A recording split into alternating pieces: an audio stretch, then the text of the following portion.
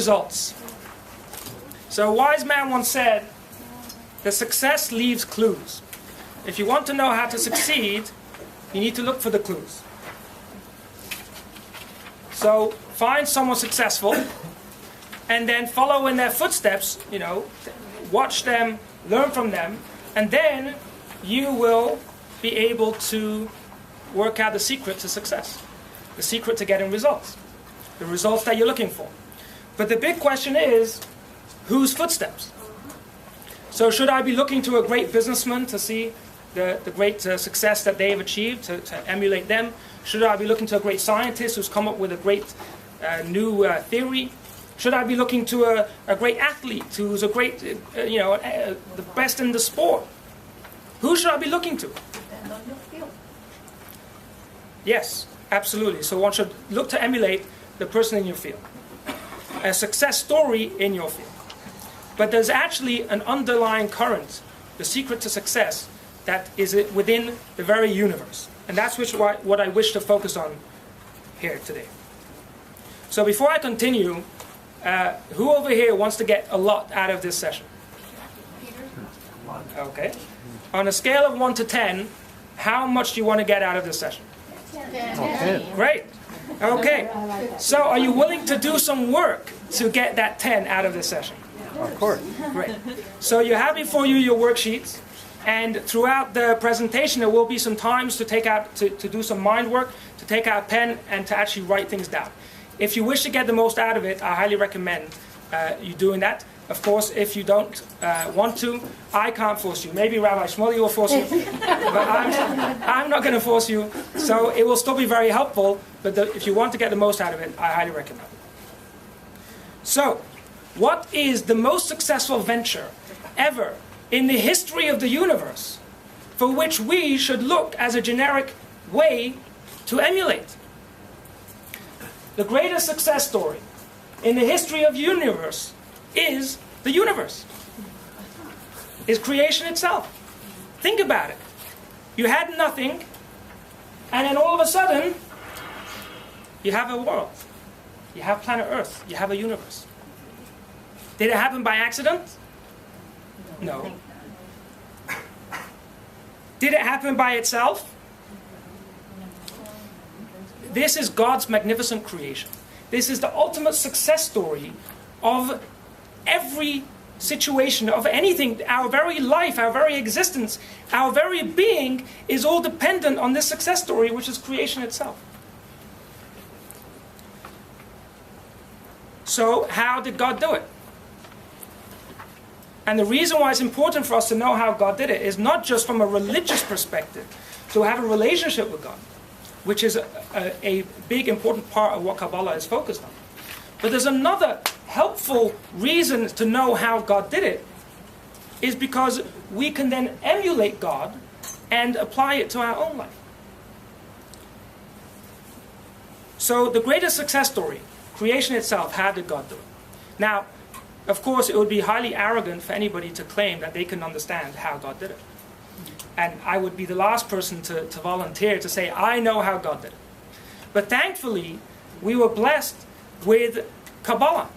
And Kabbalah is a discipline, a teaching, a secret level of interpretation of the Torah, which actually shares with us how God created the world. And by learning about this system and understanding it, and then we can apply it, we can actually follow the same recipe for success to apply it to our own life. So it goes without saying, of course, that God is a kol yachol, which means God can do anything. And God could have chosen to create the world, the universe, in an unlimited manner of ways. But the Kabbalah tells us this is the way that God chose to create the universe. And what is it? It is known as the Seder Hishtalshalut, which means, literally Hishtalshalut means a chain. It's known as the chain reaction. Okay? So when you shake a chain from the top end, you will get a response at the bottom end. So we have God at the top, so to speak, the infinite light, and then we have finite physical universe. And then we have the chain reaction of how God started out with his infinite light, and ended up with a result, otherwise known as planet Earth. So this chain reaction is a system of how each step, the light of God goes through this process step by step by step until we end up with the absolute result of the physical universe that we all know so well. No matter how hard you try, if you're missing one of the steps, one of the chain, the links in the chain, you're not going to get the result. So every step in the chain is crucial to the result at the end, because if any one of these links are missing, then you won't get the result that you're looking for. So the key is to know what are the steps. So what are the steps that we need to know? So I'm sure that everyone here today has parts of their life that they're very proud of, very thankful for. We have parts, we have blessings in our life, we have success stories, parts of our life that we're very thankful for. At the same time, I'm sure that many of us here have parts of our life that we're looking to do better. We're looking to grow, we're looking to have more, whether it's more money, or a better relationship, or a relationship altogether, or more health, or more happiness, whatever, you name it. There's a whole long list that we all have our own individual list. So that's what I wish to focus on today, is our own, how to apply the secrets of success to something in our specific area of life. So every venture, every thing that we're trying to achieve. So we're actually going to focus on a generic system, which can then be applied into whatever situation you're trying to focus on. So every venture has really 4 steps. The first thing that you need to have before you have the steps is, what is the venture, the goal? So as I'm sure many of you are familiar with, you start off with a goal, which is you decide, what is it that I want? So when you have a goal, everything else is now going to be part of that goal. So the goal is not really a step for success. The goal is the very goal. So you start off with a goal, and then you need to have 4 distinct steps. The first step you need is to use your mind. When you use your mind, you need to be able to analyze, to think, to work out what is it that you actually want. So the goal at this stage is so abstract that you can't really describe what it is. You just have this goal. It could be, I want to make a lot of money. There's nothing to it. It's just a statement. I want to have a relationship. I want to have this. I want to have that. I have this goal. It's just a goal. But then you need to use your mind in order to develop what the goal is. Then you need motive. You need to have emotions. You need to have a reason, the why you want to do it. So you know what you want to do. First you work out what it is you want to do. Then you work out why it is that you want to do it. But that's not enough. Then you need the method. You need to actually strategize how you're going to achieve what you wish to achieve. And then, of course, finally, you need motion. You need to actually get off the chair and go and do it. With all the planning and with all the feeling and with all the strategizing, if you're not going to actually get off the couch, and turn off the TV, get off the couch and go and do it, it's not going to get done. So these are really the 4 distinct steps to any goal that you wish to achieve proactively as opposed to passively. Of course, there's some things that happen passively. You just bump into something. And that's part of life. But anything that we wish to happen proactively, you need to work out what it is that you want, why you want it, how you're going to get it, and then to actually get up and go and do it. So you may think that there's 4 steps, but the truth is that there's actually, these 4 steps can be broken down into 10. Okay? So, and those who are familiar with the Kabbalah may start getting a hint as to where we're headed over here. In the first category of the mind, there's really 3 steps that you need to go through in order to really clarify what it is that you want. The first thing you need is insight. You need an idea. Now, coming up with ideas is not the same as analyzing them. The idea itself is something almost out of this world. It's just a flash of inspiration. It's a new idea. So I'm going to go through this fast because then we're going to go through it in detail. But I just want to show you how when you have the mind is deciding what it is that you want, you really need to clarify. First you need to come up with an idea. Then you need to analyze the idea to see if it makes sense.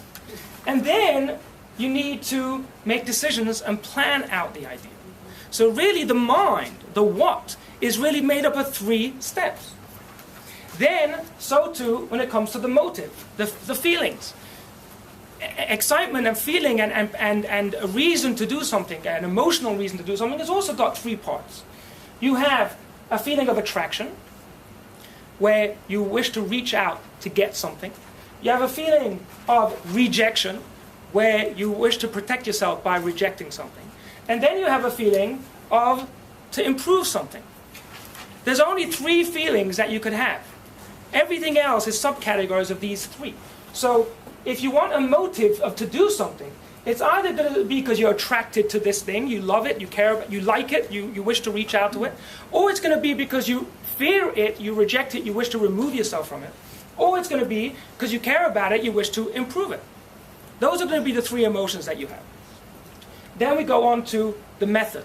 When it comes to a method of how you're going to go about doing something, the how, again there's 3 parts. There is the aggressive side, which is the ambition to go and get it.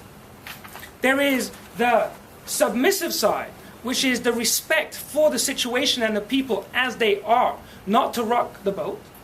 And then there is persuasive, where you actually blend the 2, the aggressive and the submissive, to get something called persuasive, where you don't rock the boat, but at the same time you get what you want because you persuade the other party to come to your way of thinking. There's only 3 ways to achieve a result. These are the 3 methods. Everything else is really a subcategory of these 3 methods. And then, of course, we have motion, which is to actually do it. And the key part to motion is the discipline to do it even when it's tough. So when you're excited about it and you have a motive and you've got, everything's going great the day that you decided to do it, then it's natural to get up and go and do it. But what about the next day and the day after? So if you want to get the result, you need to have the motion every day, the discipline to get up and do it, even if some of the other parts of the steps are not as exciting and inspiring as they were the first day that you got inspired about to do it. So, without further ado, we'll now see how this in truth, these 10 steps, these 4 steps, which can be broken down into 10, are actually what's known as the 10 Sefirot. Okay? So I wanted to give it from a practical perspective, so to help us relate to what we're going to talk about. And now we will focus on what they are. So, how many of over here are familiar with the term the 10 Sefirot and their names? Okay. So I will dwell a little bit about this. So in the Kabbalah, a foundational principle of Kabbalah is that there's 10 Sefirot, which means 10 divine powers that God used to create the world, and God interacts with the world. And those are the 10 powers, and then there's one generic power called Keter, which is an all-inclusive power. Okay? So I'm going to now explain what they are, and although it's impossible to fully understand how they work in God's interaction with the world, because God by definition is unknowable, but we can at least use our understanding of these 10 as a way to imagine what it would be like from God's perspective. So, we start off with the Keter. The Keter is the crown, okay? Literally it means a crown. That means, that's the equivalent of our will, okay? When you have a desire to do something, it's all-encompassing. It has no details. It is just, this is what I want to do. So too God also starts out with, this is the project I want to do. It's just an undefinable, all-encompassing desire or will to do something. But then you have Chachma. Chachma means, and you have your a page with the glossary of terms. You have the literal translation, and then you have the practical application. So Chachma literally means wisdom. But what is wisdom? Wisdom is really an all-encompassing level of understanding of an idea that's beyond detail. So it's really a space where everything makes sense. And from that space comes a creative idea, a new flash of insight. So you have the first, after when God creates the world, so God starts off with a desire to create the world, and then the first step is you need an idea. So the first comes an idea, and then comes Bina, which means to understand, to analyze. Then God, so to speak, analyzes the idea and gives it definition, gives it understanding, gives it rules, gives it boundaries. And then comes the planning stage. Da'at means knowledge, which means to know really well, so it becomes one with you, so that you start applying it to your life, you actually go with it and plan with it. These three are actually hidden in the world. These three... The word Chabad. Exactly. Well spotted. This is actually how the name Chabad came about, because the founder of Chabad, Rabbi Shneur Zalman of Liadi, his argument was that the key to personal growth is by using our Chabad to have impact on the rest of our emotions, and we'll see how, as we go through it, how that is possible. So these three are actually hidden from the world. These divine energies that God has are not part of the world. If you notice, how many days are there of the week? So the 7 days of the week. So the Kabbalah tells us that each day represents a different soul power, but they're going to be the bottom 7. The 3 at the top are not actually directly accessible in the world. They're only accessible through the other 7. So these are, and you can understand, in life, we experience things. When you use your mind, you're really stepping out of your experience to understand it, to analyze it, to think about it. You're not in your experience anymore. Right? When you use your mind, you're really removing yourself from the experience to analyze it from a distance. So this is the 3 powers are actually as they are removed from the world. But then comes the 7 powers as they are interacting with the world. So the first day is chesed, which literally means kindness, and it includes love and attraction and generosity. This is all in the package of chesed.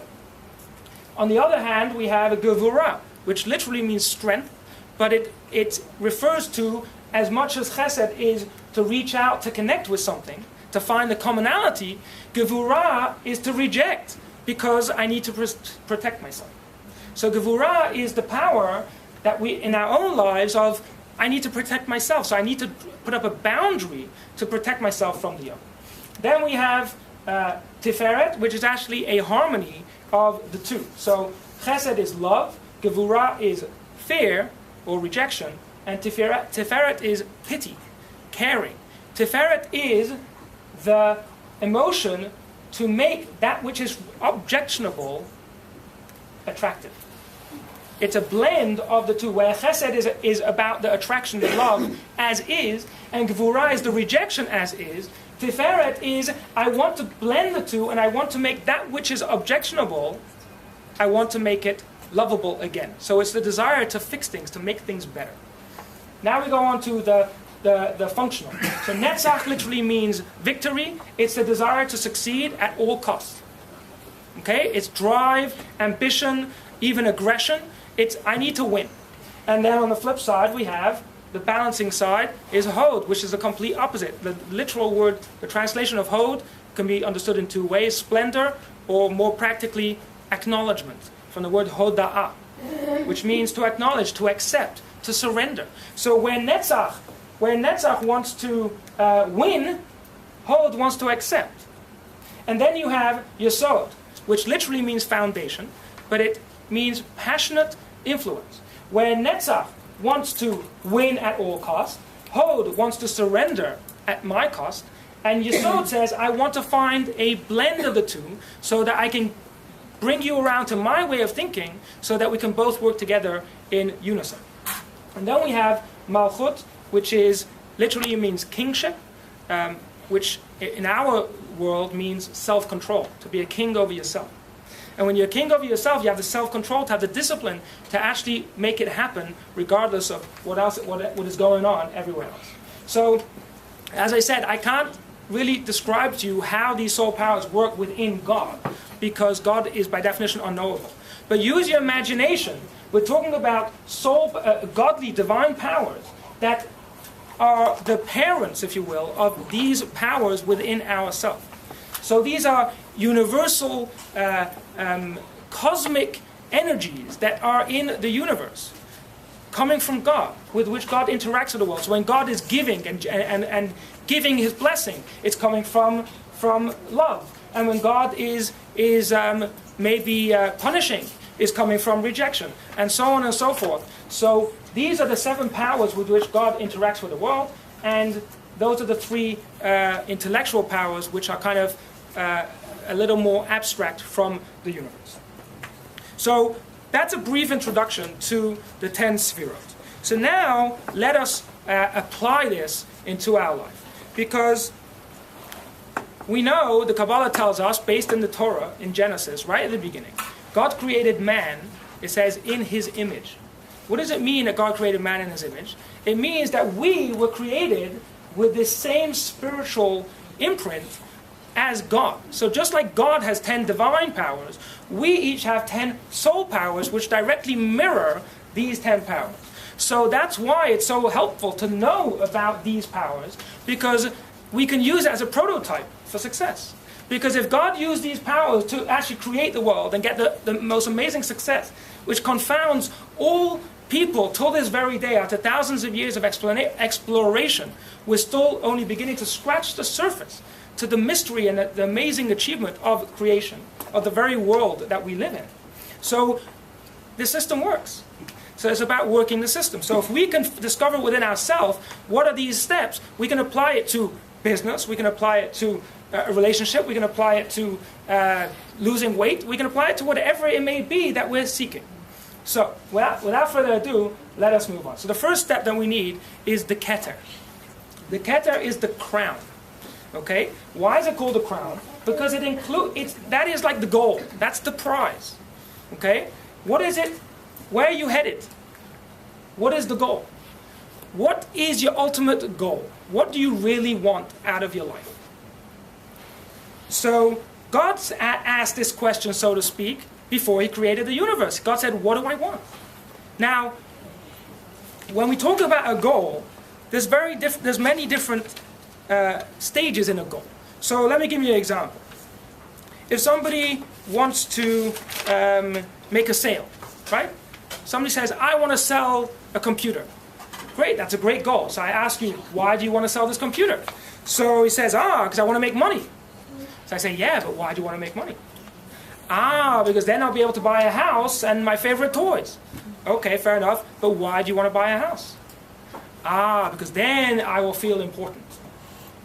Okay, and why do you want to feel important? Because then I'll be happy. And why do you want to be happy? You can't go any further. It comes to a stage where you just reach an existential goal, an existential desire or will of the person, where the answer is, because that's what I want. End the story. There's no going further than that. It's the very essence of me. That's who I am. That is what I want. So, but if I asked you, why do you want to make the sale? Even though you want to do that, but that's an external kind of want. So we have many layers of external wants and desires and will, and then we have the existential will, which really can be broken down into very few. There's very few that can fit on that list. So God starts out with a desire to have a universe. Why? It's a very good question. And I'll put in a plug here for Rabbi Shmuley. Kabbalah and Hasidism spends countless and countless pages discussing what is it that God really wants out of the universe. We know that God wants a universe, by definition that we have a universe. But what does God really want out of the universe? It's beyond the discussion here today. But if you want to know more about it, a very intriguing concept, Rabbi Shmuley and Rabbi Tzippi, I'm sure, will be very happy to schedule classes or share with you some of what Kabbalah and Hasidism has to say about this very fundamental question, which is, what did God want out of this in the first place? But what we do know is that God wanted a universe. So there was a prime will and desire. So too with us, there's a question. What is it that we want? So take a moment to think about, what is it that you want? And when you thought about that, after a few seconds, take out a pen and write down in the first section, what is a very important goal of yours? What is it that you really want? Now, of course, some people want to make a lot of money. Some people want to have great relationships. Some people want to be good people. Some people want to be a tzaddik. I want to be a righteous person. Some people want to be a good Jew. I want to connect with God. I want to bring more light into the world. There can be many lists, and the truth is we can have a few. We can have a few. There's not necessarily a contradiction. So write something down.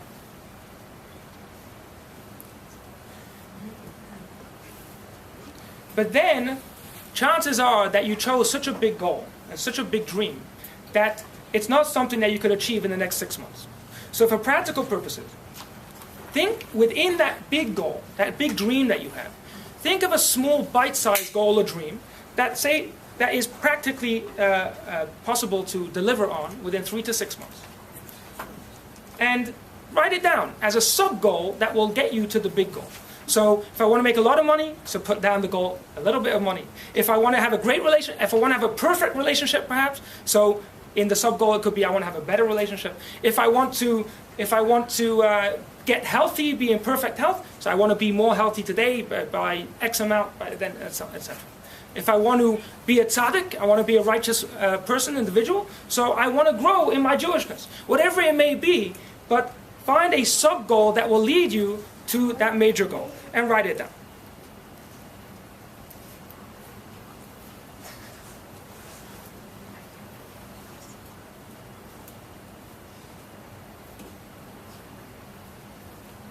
Okay, so now that we have the goal, we have the dream, now we need to start the first step of planning it out. So the first thing we need to do is chokhmah.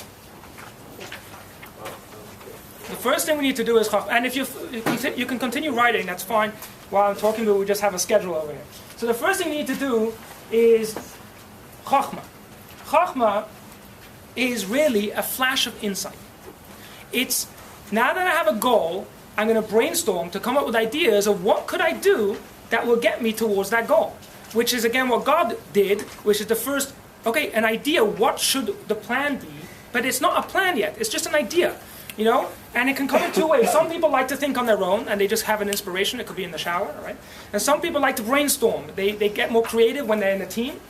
Whatever works. Some people, no matter how much they try, they don't come up with good ideas or any ideas. You know, whatever works. But the idea is to come up with an idea. Now, at this stage, the idea doesn't have to make sense. And on the contrary, don't be logical. If you're going to be logical about it, it's not going to work. You have to be just run wild with it. Just any idea that comes to mind. Let it pop. Let there be a clean slate of an idea that pops into your head. What are you going to do? What do you need this idea for? Well, a new idea so that you can continue. And we're going to see later, this could also be used for solutions. Once you're within a system, if you've got a project running and you hit a stone, you hit a wall where it's not working, now you're going to go back to the beginning again. So it's going to have a double use. Chokhmah has a use to start a new project. It also has a use to find solutions within an existing project. Okay, so if, for example, my goal was to have a perfect relationship with my spouse, right? And then I got more practical. I said I want to have a better relationship with my spouse than I already have, right? So now, for example, Chokhmah will say, let me come up with an idea. So I say, I have an idea. How about if I make my spouse feel like the most important person in the world? That's quite a good idea to better my relationship. Or how about if I'm unemployed and I need a job, so how about if I go look at the newspaper at the classifieds, or today go search on Google, right? So I'm coming up with ideas. They may be practical, they may be impractical, but I'm coming up with ideas. I'm in my business, I'm trying to get more sales. How am I going to come up with more sales? Oh, I should make a cold call every morning. I can make cold calls. It's an idea without the plan. It's an idea. But then you need to analyze it. Because the problem with Chokhmah, the problem with creativity is that it's abstract. Have you ever, with no disrespect intended, have you ever seen like an artist who's very creative and just seems to be so impractical? Because they're so focused on the ideas and the creativity that the ideas are wonderful ideas, but they just don't belong in this planet. They are otherworldly. And that's the beauty of art, is that an artist can actually help us to see things in a totally new light, which is a very beautiful thing. But if you're trying to get a new result in the world, Bina comes along and he says, I need to analyze, does the idea make sense? Okay? So, go back to my example. I want to have a great relationship with my spouse, right? With my wife. Okay? And I came up with an idea. I want to make my wife feel like she is the greatest, most important person in the universe. That is an absolutely silly idea. It's impossible. There's 7 billion people in the world. How could anybody feel that they're the most important person in the world? A lot of people do. What I can do, a more practical idea, is to make her feel the most important person in my world. That's a practical idea. So now I take in my Bina, I'm analyzing the idea, Does it make sense? And I may have to discard the whole idea. I may just have to tweak the idea. I come up with an idea to go and get a job. So I said, I'm going to go and interview to a job as a CEO of a Fortune 500 company. It's an idea, but then I analyze it and I say, do you have the skills to be a CEO of a Fortune 500 company? No, so it's a silly idea. So Bina puts Chachma in check. When we are creative with the ideas, they're great ideas, and it's important to have lots of good ideas, even if they don't make sense. Because then Bina, which analyzes, can't come up with ideas. You see, the part of the brain that analyzes doesn't come up with good ideas. So all Bina is going to do is analyze all day. A Bina person, or a Bina way of thinking is just analyzing, questioning, challenging, making sense of it. But it can only work with what it got from Chachma. So first you have to come up with an idea, then you can analyze the idea to see if it makes sense. And if you don't have any ideas, Bina is very uncreative, will not come up with anything. Bina just analyzes data. It's all about data, understanding, analyzing. So Bina's not going to come up with any good ideas. If you don't have an idea first to start with, there's no hope. So you start off with an idea, then you analyze the idea. If it's a totally outrageous idea, it has to be discarded. Does it make sense? If it's a pretty good idea, it may need tweaking. And then the second thing is you need to give it some details. It needs some body. We need to analyze it and describe what exactly does that mean. How could I make my wife feel the most special in my world? How could I go about finding this job? How could I go about making more sales? Right? What would it look like? Give me some definitions. So I may come up with an idea that if I practically took my wife out on a date once in a while, that would make her feel special. So that's already a practical example of what I could do. Or if I want to make sales, I could make a cold call every day, and then I have a chance of making more sales. Or if I wanted to get a job, etc., etc. Whatever the situation is, a practical analysis of what we need to do. So take a moment to analyze your idea and see, A, does it make sense? Which hopefully it does. If necessary, tweak it. And then give it some description. What would actually give some more detail to this idea? Give it some definitions, some measurement, some ways of defining it.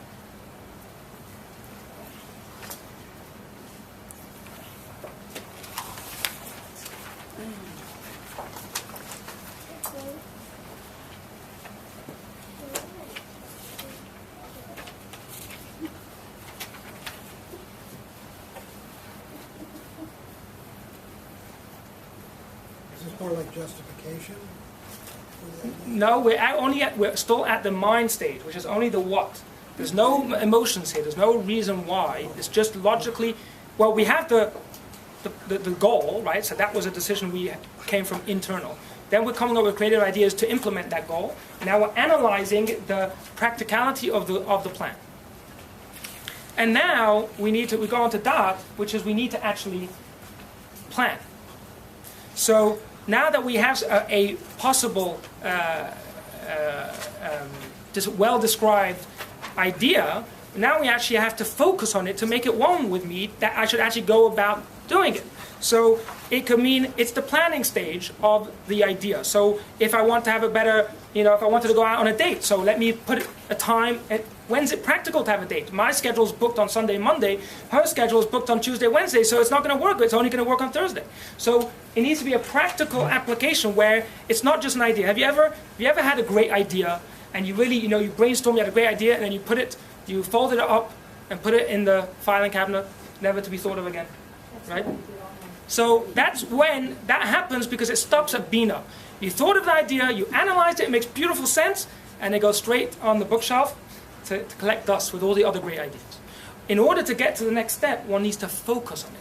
Make it one. Knowledge, to know something, doesn't just mean an intellectual knowing. It's more like it's an intimate knowing, where I know something so well. I know what it looks like. I know what it would take to get it done. It's front and center of my focus on a regular day, so that I'm constantly thinking about it. How could I implement it? It's not something that just gets put on the shelf. So that is the third part of the intellectual ability. It's not to analyze, it's to make things real. It's to judge what is appropriate, what's inappropriate, what's subjectively helpful for me and my plan, and therefore what am I going to pursue. So you need to focus. It's not enough to analyze in a distant way. You need to focus and make it part of you. You need to make decisions as to what part of the plan to incorporate and what part of the plan to reject. And you need to plan. Actually, to sit down and strategize what is it you're going to do. Strategizing, again, is not creative. Strategizing is only implementing the creative side that took place already. Now, when you do, the beauty of having a brainstorming session is that because you have a few people together and you have many different talents, you'll often have all of these three stages at the same time. You'll have someone come with an idea, and someone will immediately knock it down, and somebody else will immediately analyze it, and someone will say, okay, what do we need to do to make this happen? So you'll often have this happen in very rapid motion. Rapidly this can take place in a meeting, and you can brainstorm, and you could actually get all these three steps done. So there's nothing wrong with that. On the contrary, the better, the more clarity, the faster you can do this, and interactively, then you now have a plan.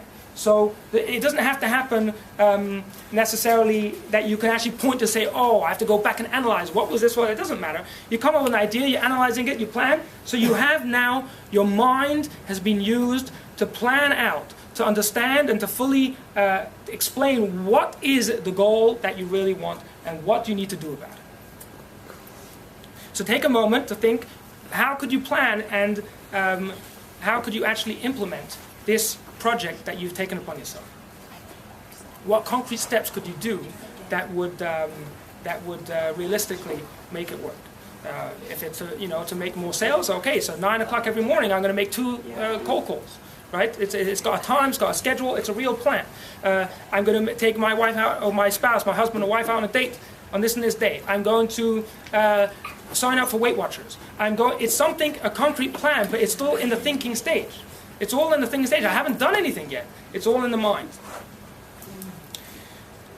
Okay.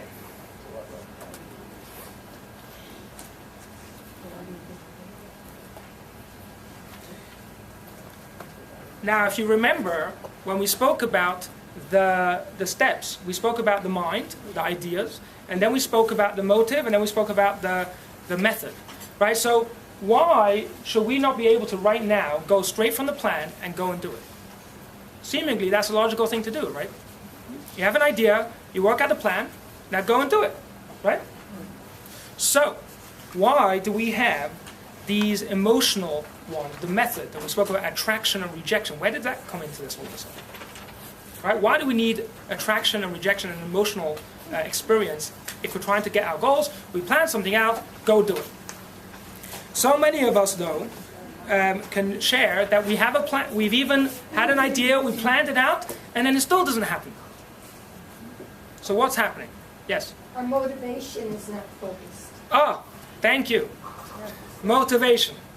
So this is actually a very humbling discovery. Well, it's for Kabbalah, it's not a discovery, and Hasidism elaborates on this. That we are not all rational people.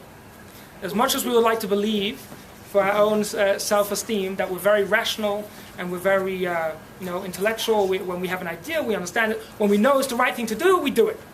But the truth is, it's not so. Some people are actually very rational. Like a computer, you put it in the program, and then the program spits out the result. There's almost no. But when we're dealing with most of us, we're human. A human being, and remember we spoke about how the mind is not part of the creation itself. The 7 days of creation doesn't include the mind, it only includes the emotions and the function. So what's interesting is Kabbalah and Hasidism talks about the concept called Meitzar HaGaron, which means the narrowness of the neck, or the bottleneck. There's a big bottleneck that takes place between the head and the heart. And don't forget to get to your hands and feet, which is action. You need to go through the heart. So you have the head, that goes through the neck to get to the heart, to get to the hands and feet. So the bottleneck is where things get stuck. So there was once this professor who gave an hour-long lecture about the terrible effects of smoking, right? And he expounds on all the latest research, and then he goes, after the lecture, he goes out to the lobby, and he takes out a cigarette and he smokes up. So what's happening over here? Right? And I'm sure if we were honest, we can all find an area in our life where intellectually, and even at the planning stage, we know it's the right thing to do, it all makes sense, and then there's a bottleneck. There's a blockage. Yes? Isn't it about setting boundaries? Because you go back to protecting yourself as to how much you're willing to do to get to the goal? Okay, yes. So like defense mechanisms, or you don't want to exert yourself too much? Well, yeah, how far you're willing to go in Okay. a certain situation, whether it's emotionally, financially, Right. whatever Right. situation, Right. to define. But if I'm a rational person and I've calculated that this is the appropriate thing to do, why should I have such a difficulty doing it? Yeah. Yes. This also may explain why sometimes I'm almost about to reach my goal and I sabotage myself. Okay, so sabotaging may have a connection here, but I think there's also other aspects as well. We're not going to go into all the psychological elements of the program, but we will go through the general overview, and then maybe at the end, if you still have practical questions about how to apply that, we'll be able to discuss those questions. But yes, I saw you had your hand up already. I think it might have to do with wanting something more than you want something else, or not wanting something so much that you're willing to change. So the Okay. motivation has to be so strong that you're willing to Okay. forego something. Okay. Yes, that's true. There's a lot of balancing the motivations. But if you remember, this was something that we wanted. When I asked you at the beginning of the exercise to choose something that you want, a goal, nobody forced your hand, right? I hope you weren't doing it based on what the ads on television, right? And it wasn't based on society. It wasn't based on, it was based on your desire, right? It was your will. So what's happening over here? If that's what I want, go get it. Yes. We can all make a goal, but what stops us is probably fear. Fear is a big one. Absolutely. Absolutely. Fear is a big one where we're scared of the consequences of, well, we could be fearful that we won't succeed and then the embarrassment or shame. We also may be fearful of the success because, believe it or not, you can actually fear the success and the ramifications of succeeding. But bottom line is there's a major blockage right here. And that's why we need the emotions. We need to consciously reawaken our emotions for our goal, so that we have a lot of emotional energy and a lot of emotional fuel to push us to go to the practical stage. So, the first thing we need to do, there's only 3 kinds of emotions that we can use. Okay? So, chesed. Chesed is the emotion, literally means kindness, love. It means, it's all inclusive, desire, attraction, to want. People may not like to hear that love and like have a lot to do with each other. We talk about love, about giving, but the truth is at a very basic level, it's really about taking. Of course, an advanced level of love is when I want to give. But if you want to see the concept of attraction, look in a preschool at 3-year-old kids, how they interact with each other. How does a child decide who to play with and who not to play with? The child that is nice to them, they'll play with, and the child is not nice to them, they won't. So really, their choice of interacting with someone is about how it makes them feel. So chesed, in a very, very instinctive, low, most primitive level, is really, what do I like? So if I see a chocolate cake, right, it makes me feel good, I want to reach out and take it. If I think about the calories it has and how much weight I'm going to gain, so it's a reaching out to attract. Now, of course, a mature, healthy level of love is to go reach deeper than just love, just like, and to reach to love. And there's other soul powers which we actually need to bring in to actually achieve that. But the first, it's a basic reaching out to get something. So it can also be very primitive and almost illogical. So the farmer who comes to the marketplace and he wants to sell his wheat. So he has a whole pile of bushels of wheat, and a customer comes along and says, I want to fill up this truck full of wheat. How many bushels do you want? I don't know, I just want to fill up the truck. So how are we going to know how much to pay? So the customer takes out a bowl of pennies, and he says, here, I'm going to, for every bushel that we load onto the truck, I'm going to put a penny in the bowl. And then at the end, we'll count up the pennies, and for every penny, I'll give you $10, and then I'll pay you for your bushel. So they're loading on the bushels, and now this bowl of pennies that the customer has put in from his own money is starting to add up and add up. And the simple farmer, he looks and he sees the bowl of pennies growing and growing, and he couldn't resist. And when the customer's not looking, he reaches in and he takes some of the pennies and steals them and puts them in his pocket. So that's such a primitive level of attraction where it's totally illogical, because if you'll just have the mind and the patience, you'll get much more out of it. But emotions are not logical. But that's the catch. The catch is to use the emotions, which are illogical, but to channel them in a appropriate, rational way. So we need an emotion of love and desire. So the question is, when I have this project, why do I want this? Ask yourself a question to bring out the emotion. Why do I want to do what I just set myself out to do? And if you say, do I want it, then you may not get a good answer. But you have to trick your emotions. Ask the question that will force a result. So don't ask, do I want this? Ask, why do I want this? Force your heart to come up with something lovable, attractive about the thing, so that you will force your emotion to come to the fore of something attractive about this project.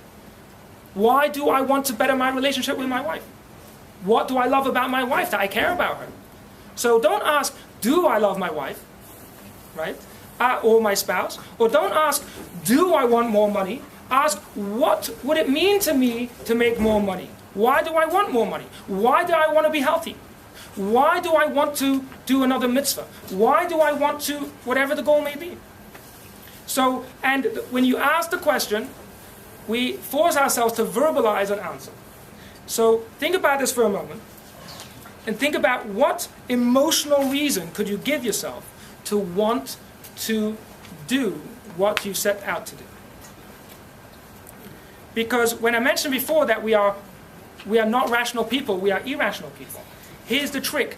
Most of the time we end up doing what our emotions dictate to us, but the key is that we can control our emotions. So the key to behavior is emotions, but the trick is that we can control our emotions by our mind asking the right questions of our heart. So if I ask the right question, what is lovable about this? What is attractive about this? I will force an emotion to come to the fore. But then there's another kind of emotion. Gevurah, fear, rejection. Right? So it's complete opposite. We reject to protect. Why do we run away from a situation? Because we feel threatened. So it includes many aspects of experience, but just as much as a need and a desire to interact and to engage and to be attracted to something, there's a whole list of things that we are fearful of. When I prepare a presentation for my boss, right, and then before I hand it in, I go over it and I double check it. Why am I double checking it? Because I fear the boss is, what the boss is going to do if it's not up to par. So what fear normally achieves is either running away from something, or if you're going to work with it, to perfect it. So fear actually causes you to be judgmental and critical, because you're looking to make sure that there's no area that could cause the fear. You're looking to make sure there's nothing that could cause the rejection. So as much as there's a whole emotion to reach out to something and connect, there's another emotion that says I need to protect myself, I need to reject. Either I need to remove myself from the situation, or I need to remove the situation from me. And there's a lot of healthy things that come out of this fear. I'm a rabbi, I'm also a life coach, and I have some clients that I'm helping with in different areas of their life. And one client that came to me is actually a teenager boy who had dropped out of school. And he was living at home, doing nothing, just hanging out. And then one day he wanted something, and he asked his mom for some money. And she said, no, you don't need this. This is just extras. I'm not giving it to you. So he couldn't get it. So what did he do? He went to the store, and nobody was looking. He shoplifted. And, this was a religious boy, and he grew up with a very strong religious identity, and he's hearing the Ten Commandments every day. And then he looks himself in the mirror, and he's like, what has just become of me? I'm stealing now? That's where I've come to? And he was so disgusted with where he ended up that then he had to reach out for help. And, a friend knows a friend, and he ended up, I ended up working with him, and I'm still working with him. And, he's working to make a success out of his life, so that he realizes that if he wants something, there's an honest way of earning the money to be able to buy it, as opposed to a dishonest way of stealing to be able to get it. Obviously his will was there, right? His will to have it was there. That was intact. The issue was his sense of right and wrong. So, but it was that level of disgust, that level of fear of rejection. He was basically rejecting himself. He's like, I don't want to be me. And that's what gave him the push to want to do something better. So it's not always, we talk about fears, there's healthy fear and there's unhealthy fear. And that's again where we need our mind to know when's the right fear, when's the right time to press the fear button, and when's the right time to turn it off. If I'm in an unhealthy relationship, then I need to bring my fear button to the fore and think about what's so negative about this so that I can actually sever this relationship. If I'm in a dangerous situation, I need to, now if it's really overtly dangerous then you don't need to work on it, it's natural, it's instinctive. But there's some situations where we understand that it's wrong, it's unhealthy. I'm working in a company and the company's immoral, they're stealing. But and then I'm like, I know I shouldn't be involved with these people, but I need a job, so I need to actually bring out a negative emotion to actually force myself to eject myself from the company. Because logically I know it's the wrong thing to be in this company, but I haven't got enough emotional reason to go and do it.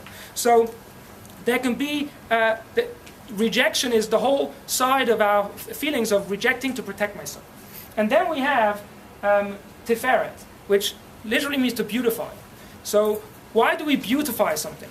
Now, beautifying can come in many shapes and sizes, many different forms. It could be to fix your car, you want to beautify your car. It could be to work on your makeup. It could be to help a patient, you want to make someone feel better. It's a desire to make things better. And that is a direct blend of love and fear. Because when I see something that's wrong, if a car is not working, it's objectionable. Naturally, you say, okay, reject it. It's not for me, right? So out of my love, I wish to make that which is objectionable, I wish to make it lovable again. So I wish to transform something which naturally is objectionable, I wish to make it attractive again. So it's the desire to fix things, to make things better, to care for things, to make things better. Who over here has a close one, a loved one, a relationship or a co-worker that they're trying to fix? They have a fault and you're trying to help them, right? You're always giving ideas how you can fix things, right? Why? Because when someone's close to you, you care about them, you wish to fix them. You want to make them better, right? Now, it's not always the best thing to do in a relationship. As far as it's a natural emotion, it's not always the best thing. You have to know when and how. But it's the natural emotion of, there's one of love, to accept things as they are. Then there's reject, to find the fault and reject it. And then there's fix it. Find a way to make it more lovable. And that way you will have a blend of attraction and rejection. So what's interesting is that in order to have the fuel to push myself to go and do something about it, I need to at least have one of these emotions. And I need to bring it out. I need to make sure I'm not just intellectually thinking about it, I have to feel it. You have to feel it. So if I just bring one emotion to the fore, I'll have an impact. But if I can find a way to bring all 2 or even 3 emotions into it, I'll have that much more ammunition to push myself to go forward. So if if somebody's out of work and they want to get a job, right? So they can focus on their love for food and shelter, so they need to get a job to pay for it. So they're focusing on their love, their desire to reach out. But then they can focus also on their fear. How bad would it be if I was homeless on the street? That's pretty fear-inducing. So now, not just is this motivation in a positive motivation, but it's also got a rejection motivation, which together will make a much stronger fuel to get me to go and do what I need to do. So if you bring out an emotion in one aspect, you will have some fuel, some ammunition, something to push you forward. But if you are able to find a way to present it in 2 or 3 of the emotions and verbalize it and bring it out, then you'll have that much more ammunition. So, just an example, in a relationship, right? I can focus on how much I love my wife, right? Which is a reason to strengthen the relationship. I can focus, which is obviously not a healthy thing to focus on a regular basis, but I can focus how devastating would it be to me if or not how devastating, what would be devastating about if my spouse was to leave me? So now I've put a lot of emotional weight into me wanting to work on it. And then I can say, how much do I care about her, and how much do I care about myself, and how much do I feel bad for the fact that a relationship is not the way it could be.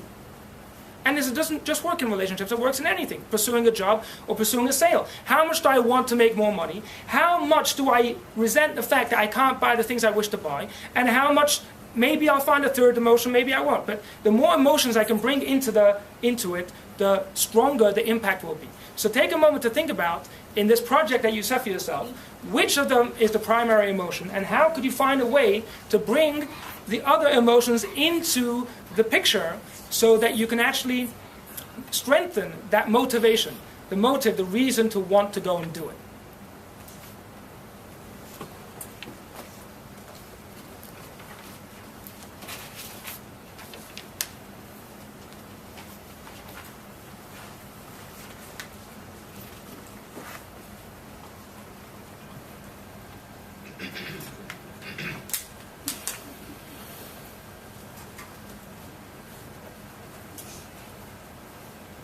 Okay.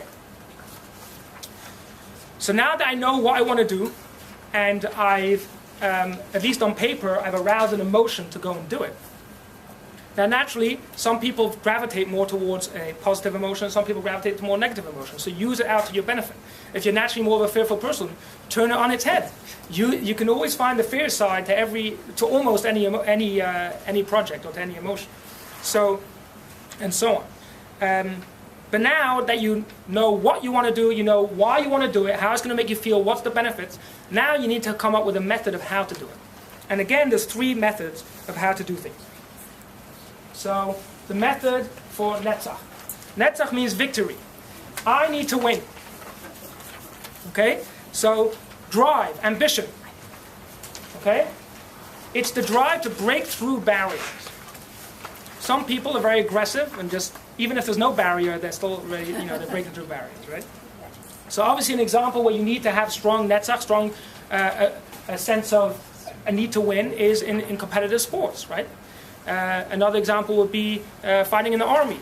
But even in day-to-day life, there's some situations where we need to have a strong drive to win, no matter what. But normally the healthy time to use it is to overcome, is when the priority is to win, not the relationship. Because chances are, if you're going to have strong ambition, there's going to be some dead soldiers.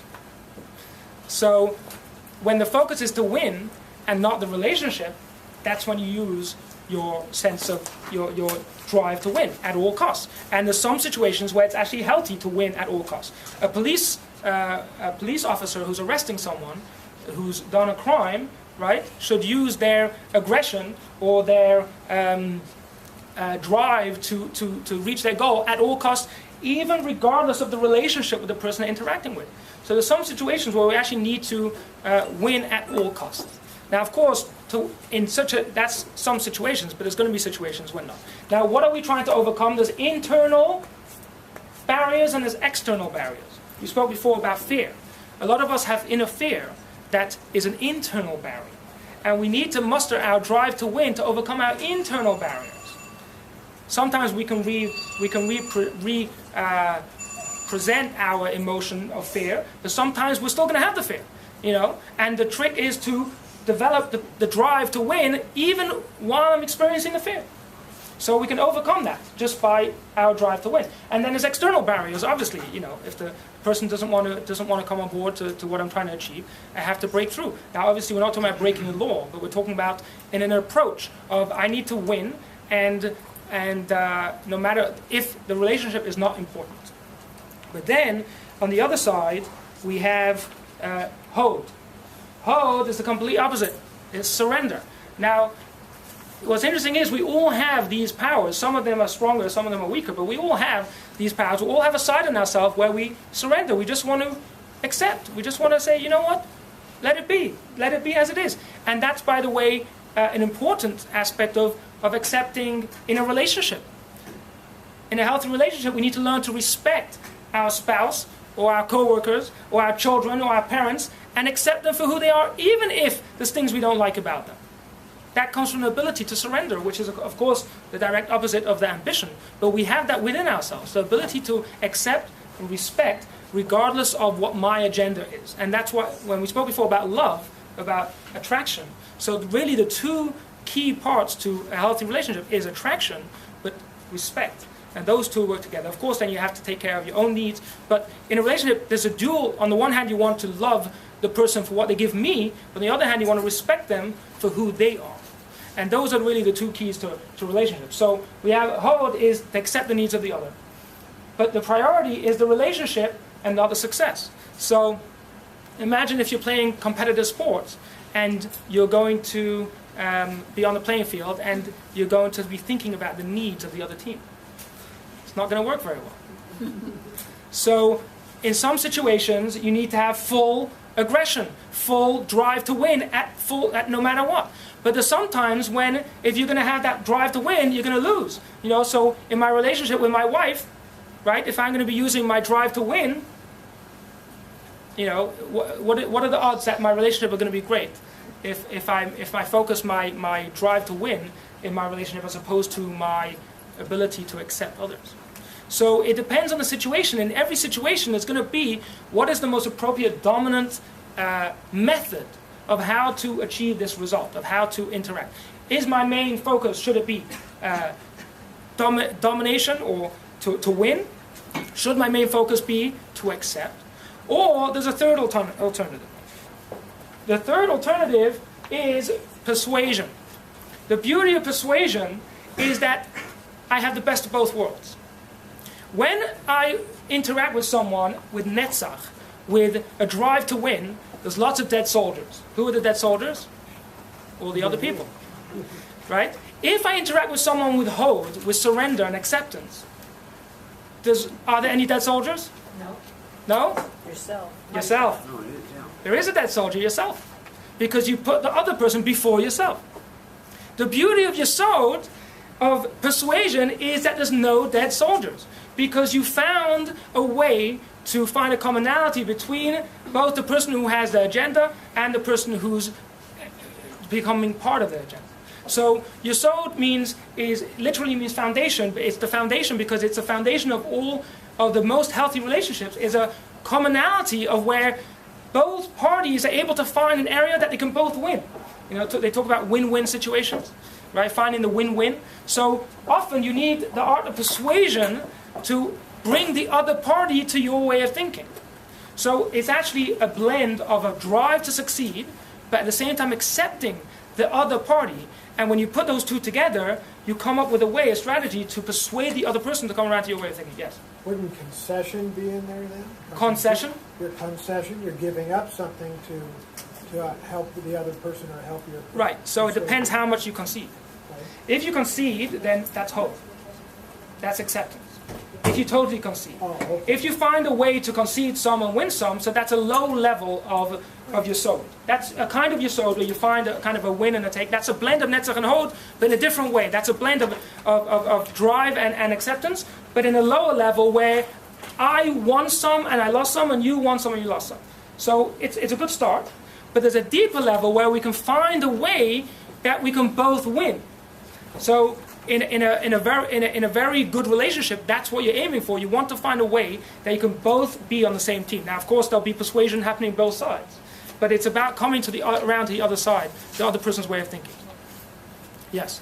You saw it in compromises. The goal that Kabbalah is trying to impart, is it that it comes 50-50, or it doesn't matter whether it's 60-40, as long as everybody is happy and it's a win-win no matter how the scales come out? Well, exactly. If you work out a win-win, then it'll be everybody's happy. But a lower level of that would be that everybody's half happy.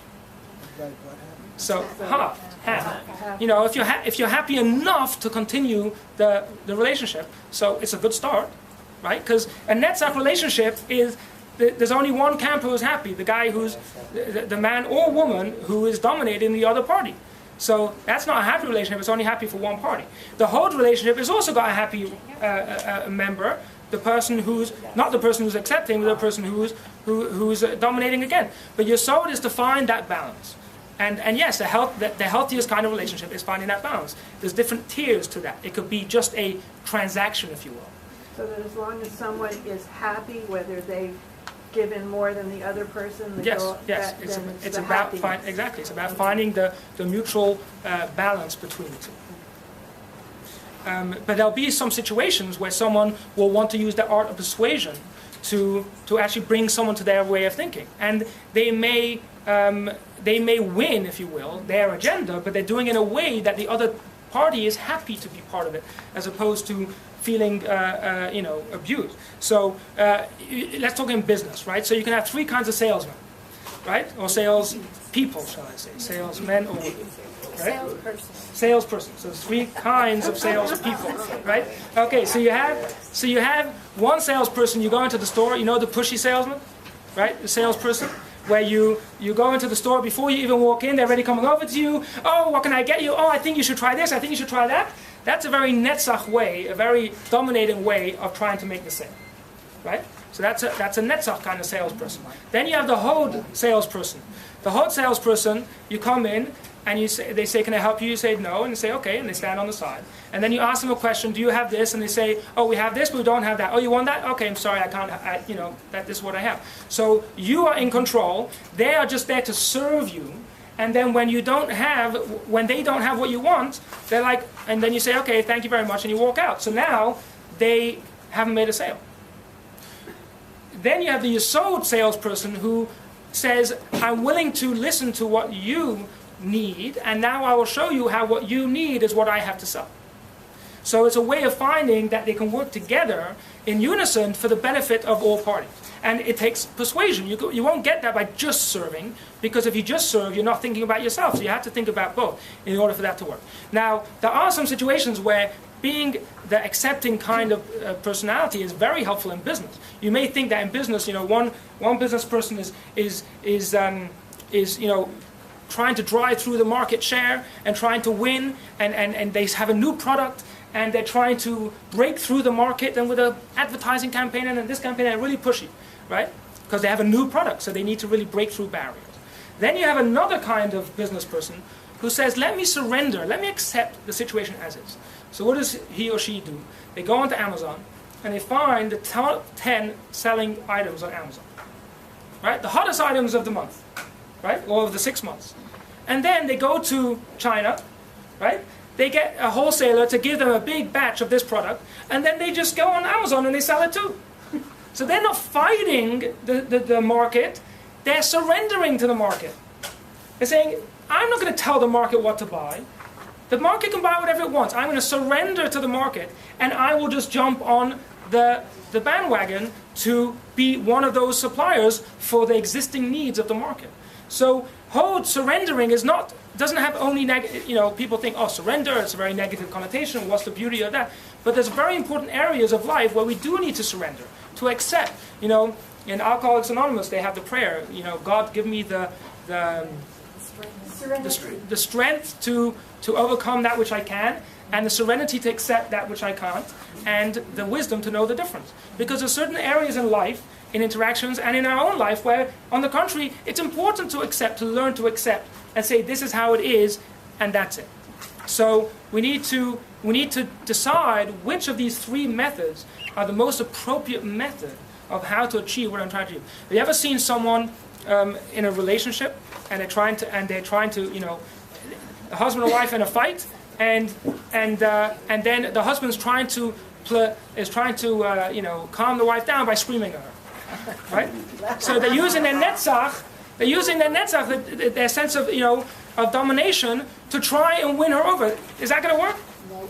Or then you have someone on the battlefield who is going to be so understanding of the enemy that they say, oh, why don't we have some dialogue? And meanwhile, the bullets are whizzing by. So it's very, obviously those are the extremes, but in every situation we need to ask ourselves, use our mind again. Ask myself, what's the primary method that I need to use right now to get the result I'm trying to get? Should I be focused more on domination, on aggression? Should I be focused more on acceptance and suppression and tolerance? Or should I be focused more on persuasion? And the key to persuasion is passion. Okay? So have you ever been very very excited about something? And you're like, amazing good news, and you're really excited, and then you just go home and you close the door and you don't tell anyone about it. Never happened, right? Have you ever been trying to convince someone to do something, and you speak to them in a very soft, pleasant voice and say, would you like to do this or would you like to do that? And I think it might be a good idea. How well do you think you would persuade the other person? So naturally, instinctively, we know that we want to make an impact on someone. You need some excitement, you need some passion, you need to talk fast, you need to, and it's not like we calculate, should I talk fast? It comes naturally. And when you're excited about something, you naturally share it with other people. You're naturally influencing. Oh, did you know what an unbelievable vacation I went on? It's the best vacation spot in the world. You have to go there next year. Why are you telling this person to go on a vacation? Are you going to get a commission? No, because you're so passionate about it, you kind of help yourself. So when we're passionate about things, when we're excited about things, you kind of help yourself, but to convince other people to come around to your way of thinking. So the key to, obviously it's not the only key, but a very important element of persuasion is passion and excitement. And vice versa, when we have passion and excitement, we'll come. Okay, so now that we've discussed the methods, take a moment to think about and to write down what is the most appropriate general method of how to achieve the goal that you set for yourself. Should it be one more of ambition, more submission, or more persuasion? And of course, you can find elements in all three. If I want to make a sale, I first need to use my ambition to get through the door, and then I need to have submission to listen to the person to hear what they need, and then I may need to use my persuasion to explain to them why what I have to sell is what I think. So very often you'll find that there's an element of all three, but the key is to be aware of what's where and what button to press when, and then. Moving right along, we'll go to Malchut. Malchut is the results. So after all is said and done, it's all wonderful. We understand what we need to do. We have a reason to do it. We have a feeling. We've built up emotion. We know the method of how to do it. And now we try and do it, right? So we go, I'm going to go to work tomorrow morning, and I'm going to go and do it. And we have a great day, and then comes Tuesday morning, and then what? The excitement already died down. So, or maybe next Tuesday morning. Facebook IPO? Say again? So what we need to have discipline. Malchut means to be a king. Malchut means kingship. It means to be a king over oneself. After all is said and done, and there's going to be times when we're inspired and excited, but if you really want to get the results, you have to have the commitment to do what it takes to get it done, regardless of what mood I'm in. Because we're not always going to be in the mood. We're not always going to be excited about what we need to do. But at the end of the day, we need to have that commitment, the discipline to get the results. So it's the drive to get results, and it's the self-discipline that is the key to get the results. To do it on the good days and on the not so good days. What should someone do if they find it hard to have that discipline? So visualize what it is that you like about the result. How special will it be? How special will it be to actually get the result? When you finally get the result, you're going to celebrate. What an amazing feeling it is. Think back to a previous time where you push, and you actually got a certain result that was hard to achieve. How amazing was that feeling of success? How amazing was that feeling of result? Now, here's the irony, that the discipline that we need to get the result is very dry. It's very stale. So Malchut starts out very dry, very stale. The weather outside is so cold, it's rainy, it's this, that, I'm not in the mood, and I have to do it anyway. But then if I do it, I get the result, and then it's the most amazing excitement and pleasure, which is greater perhaps than all the other pleasures or all the other excitements of all the other steps. So Malchut starts out very dry, it ends up being the crown. It ends up being the very prize we were hoping for. So if we find it hard to discipline ourselves, think about what will it look like when I actually get the result, and that will help. I'm not saying it's easy, but that will help us to give us the ammunition to keep the discipline even when the going gets tough. Now, of course, you may have the discipline and you're doing it, and then you realize there's a kink in the system, and something's not working. So then you have to go back to Chachma, because the desire is still there, but you have to go back to Chachma and say, how can I fix it? And that's why I mentioned at the beginning that sometimes Chachma is there to come up with a solution as opposed to a new idea. So it's like, it's working 50%. What's not working? What could be doing better? And then you go through the whole system again.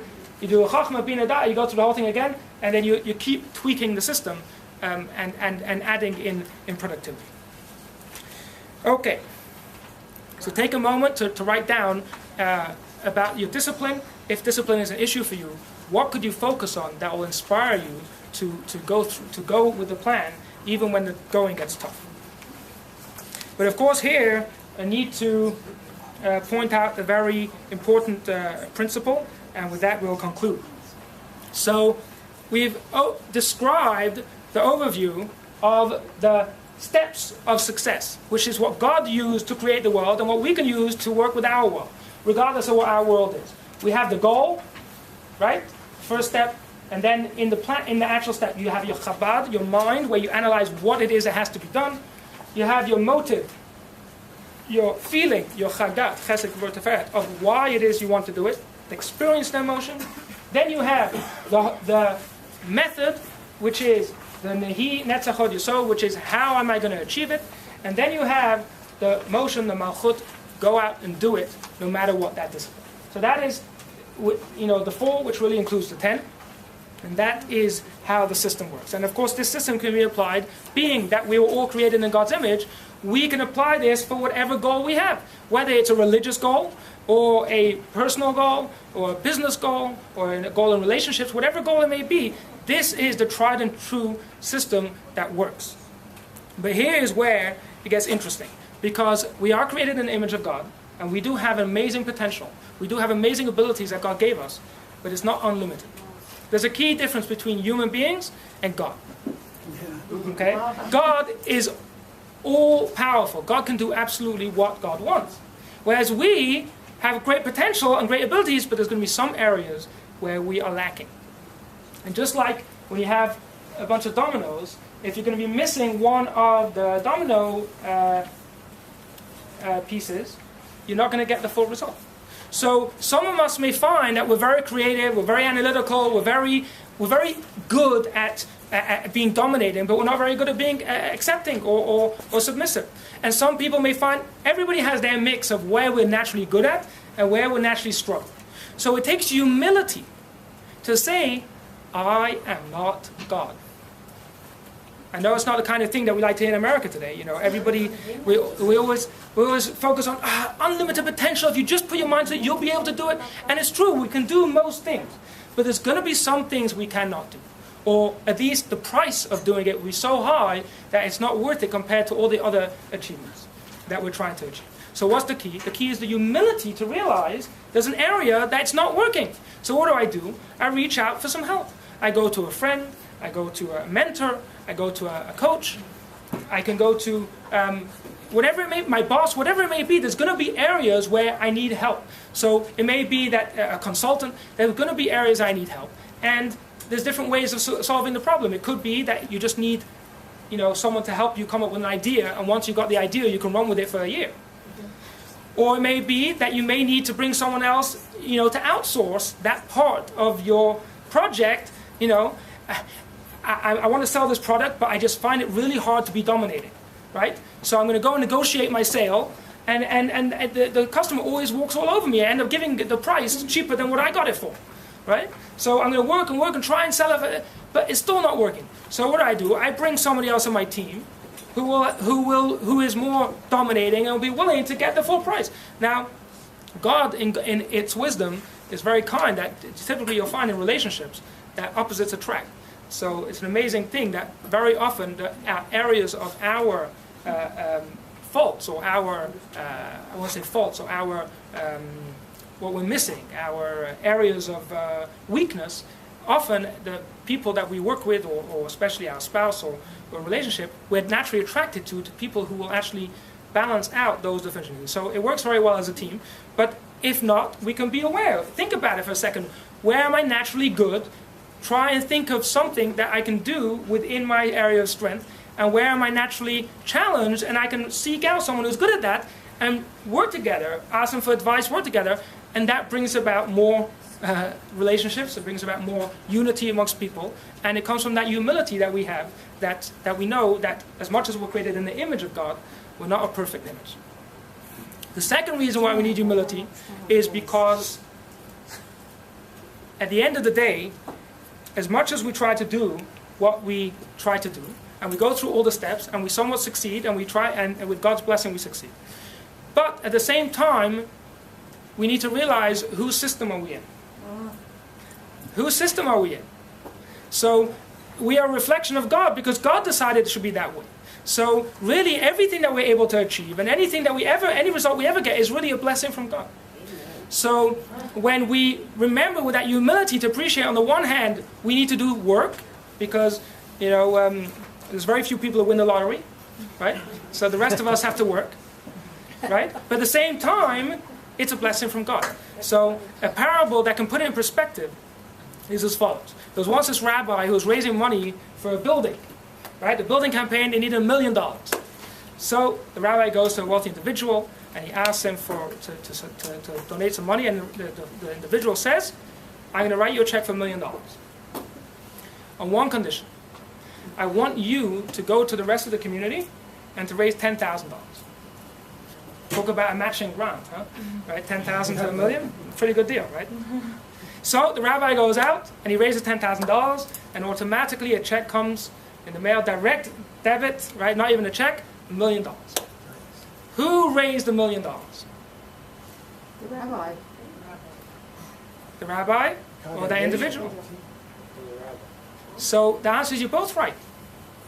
The rabbi in the congregation raised $10,000, which triggered the $1 million, right? So they get a lot of credit for all the hard work they put into it. But is that totally honest that they raised $1 million? No. It was a blessing. It was a very generous gift from this wealthy individual. So the wealthy individual in the parable is God. And then there's us. God wants to give us unbelievable blessing in our personal life, in our spiritual life, in all aspects of life. God is good, and God, the nature of good is to do good. But God, for some reason, it's God's sense of humor, I don't know why. Why would this wealthy individual want to tie his donation to the 10? For whatever reason, God decided that the system is as follows. I want to give you amazing blessings, but it's tied to your raising of the $10,000. So you do your part, including both in personal life and in our spiritual life, and then God says, I'll give you the blessing. But at the same time that we're getting the blessing, it would be dishonest to not give credit to God for the one who gave us that $1 million donation that was tied to our hard work. So basically the balance is to work. We need to work if we want to achieve anything. But at the same time to appreciate the blessing that God has given us, that our work should be successful. So there's two reasons why I came out here to speak before you. One is because I like to help people. And in my coaching career, I was able to blend Kabbalah wisdom. I'm sure it's pretty obvious to you that this is not the only thing that Kabbalah has to say about life. And Kabbalah is primarily focused on spiritual and religious ideals. But being that it's all one world, created by one God, the wisdom actually has a crossover. So it's very meaningful for me to come and share the wisdom of Kabbalah with people and help people because it works. The second reason is because I wish to whet your appetite. There is so much more in Kabbalah and Hasidic wisdom that shares insight both into our spiritual and religious life, but also in our personal life. And we can use this wisdom to become better people, to have more blessings in our life, and to use those blessings to bring more light into the world. So if you are looking to study more Kabbalah and Hasidism, you have a Chabad rabbi right here who has some expertise in Kabbalah and Hasidism, and it's a very good place to start. So harass him and harass her. Ask them for classes. You want to study more of this wisdom because it's a wisdom that works. So I just want to end off that I wish to offer anyone who wishes to take this to the next level, if you wish to apply this wisdom in a practical way, this workshop gives you the tools to do that. Some people find that they need that extra guidance or that extra insight, and I'd be happy to offer a complimentary coaching session to anybody who wishes to actually take their work, and maybe you may find you want to discuss it within the next week, or maybe you may find you want to try it for a month, and then come back to kind of reassess. But I would like to offer you a complimentary coaching session to anyone who so wishes, and my cards are right here. So thank you.